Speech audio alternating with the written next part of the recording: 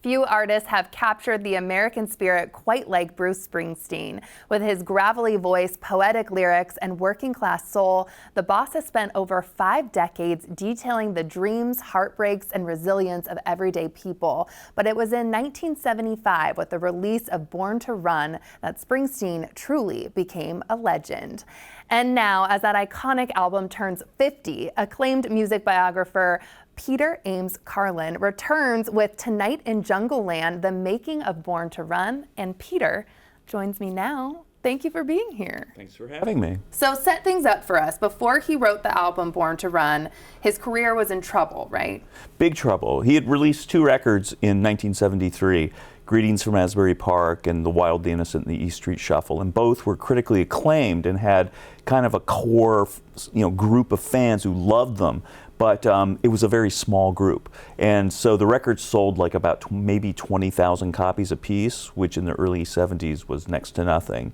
And the administration at Columbia Records had changed, and the new people who came in to run the label were like, why do we have this guy on our label? It's like nobody likes him. And they gave him one last shot to make a 3rd record. They weren't going to pay for the entire album yet, but they said, go away and make a single. And if it sounds like that could get on the radio and maybe become a hit, we'll give you the rest of the money you need to make the album. And what was that first song then when his back was against the wall? It was called Born to Run. So that one actually worked out pretty well. It did. It sure did. What did this album come to mean for Springsteen's career, and how you think he's been known then for the next 50 years? One of the things that he did on Born to Run was really distill a lot of the sort of core ideas that he had wanted to get into on the first couple records, and really find a way to combine the kind of visceral impact of like early generation rockers like Elvis Presley, Chuck Berry, Bo Diddley, but kind of gussy them up and transform them for what was then the modern era of the 1970s. So it was this cold fusion, in a sense, of Elvis Presley and Bob Dylan that he managed to put into that record in such striking terms. Yeah, and were there any particular studio moments or anecdotes that really captured the chaos, would you say, of making this single? Well, he really felt that his back was against the wall, because it was. And so everything had to be exactly right. And he just got into this thing of every note, every syllable, the silence between the notes needed to be perfect.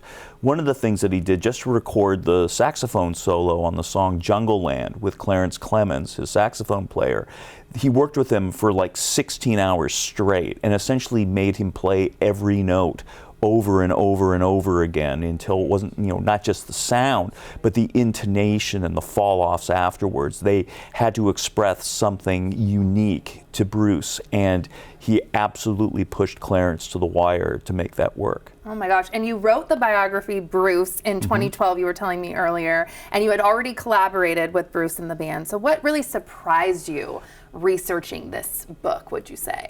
One of the things that Bruce told me that I wasn't expecting him to talk about, and he just volunteered this when I was leaving at the end of the day, we were standing outside in front of his house, and he was saying, well, I do this thing every year on the anniversary.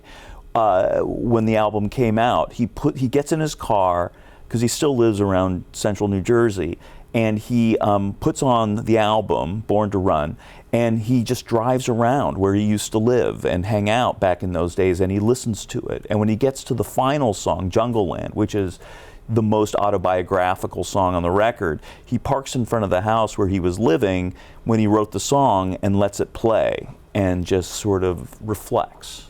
Wow. That's such a cool story. And the story of Born to Run, the song, it still resonates today. Why do you think that still is? I think because it's about, it's not really about the cars. It's not really about driving around. It's about that impulse to get out, get away from where you grew up, or where you feel these boundaries has settled in around you, and just break free and recreate yourself in your own image. And you've written about so many iconic musicians and bands, so what makes Bruce different as a subject? He's a great subject because he's very self-reflective, and he puts a lot of thought into these things. And so there aren't there isn't a question that you can ask him about his work or his intentions that he hasn't already really thought through. I think having been in psychotherapy for 45 years helps him there too. How long did it take you to write this book?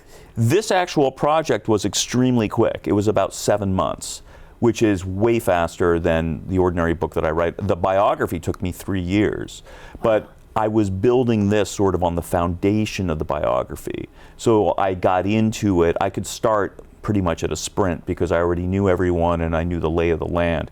I just hadn't had the opportunity to dig in as deeply as I ended up doing with this. Amazing. Thank you so much for being here today. We really appreciate it. My pleasure. Thank you. Amazing.